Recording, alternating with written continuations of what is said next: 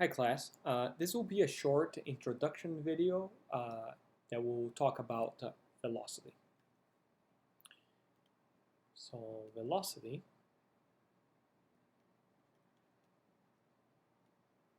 is simply speed in a given direction.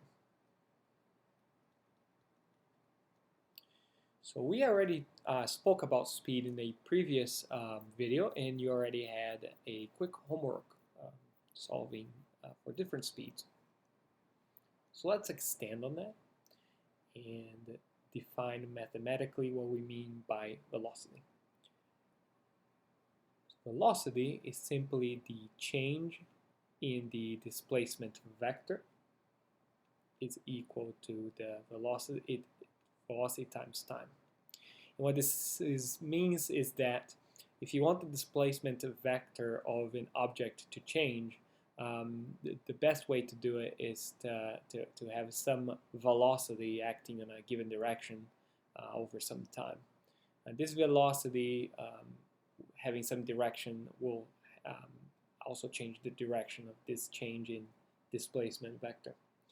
Another useful thing to do is to open this change here. So we can say that this is just the final displacement vector minus some initial displacement vector equals to the velocity multiplied by time. And finally, the working equation that I like to start with for every velocity problem is that the final displacement vector is the velocity multiplied by some time plus the initial displacement. And this is just the algebraic exercise of taking this factor right here and moving it to the right side. Let's just do a quick example.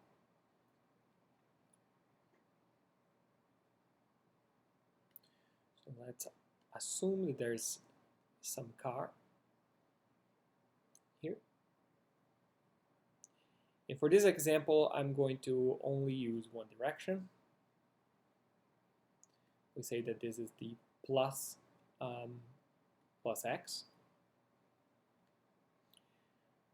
And we know that this car have undergone a displacement to the x plus direction of 90 meters.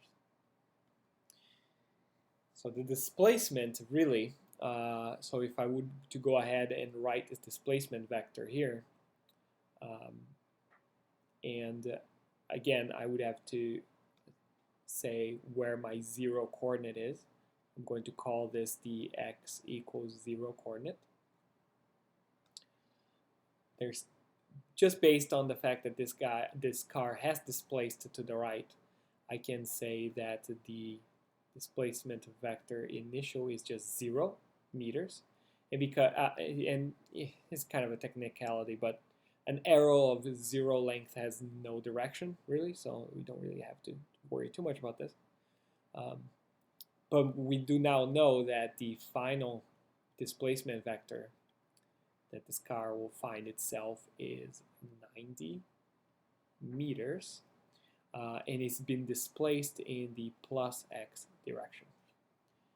Because my displacement is a vector, I need to tell you a quantity, which is just a length, and I need to tell you a direction, which is just plus x. And let's say that we had the time information, meaning if I was keeping track of time from here to here, that this motion was over 3 seconds. Now I just want you to tell me what the velocity of this car is.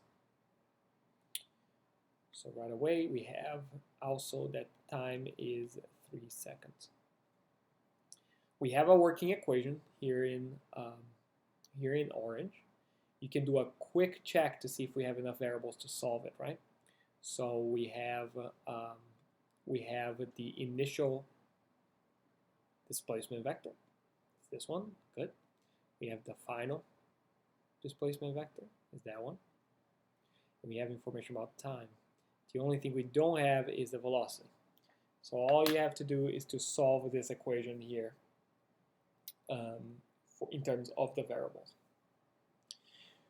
Pause the video if you like and give it a shot and see if you can tell me what the velocity is. And do remember the velocity is a speed along direction.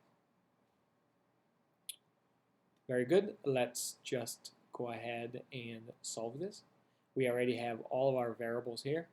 I would also recommend for every physics class, for every physics problem you will do in this class, define your variables right away so that you don't have to look at the problem anymore. I find it very useful for every topic we'll discuss in this class. Then the next thing I would do in your homework, especially, is write the equation you are working with. In this case, is the final displacement equals to some velocity times time plus the initial displacement. This just basically tells me that you know what you're doing. You've picked the appropriate equation. Is a kinematics problem, is a velocity problem, you picked the correct equation. So if from now on you make a mistake, then at least I know that it was a simple mistake and not a conceptual error. At this point, sometimes I find it useful for things that go to zero just to cross them out. If you notice, the initial displacement is 0 meters. This is the initial displacement. It goes to 0. All you have to do is to solve for the velocity. So here velocity is the final displacement divided by the time. The displacement is a vector, is already written in vector format. So it is a 90 meters in the plus x direction divided by 3 seconds. And the way this is going to work, you're going to treat this as this part right here as a speed calculation. So if this was speed, it was just 90 meters divided by 3 seconds, which turns out to be 30. And the units that you are left with is a meter and a second. So this is 30 meters per second. And in the direction of the velocity, in this case, came directly from the direction of the displacement. So in this case, it's just the plus x direction. And that is our answer for velocity. Note that had I asked you to tell me what the speed was, the only thing you would need to give me is this, is a 30 meters per second.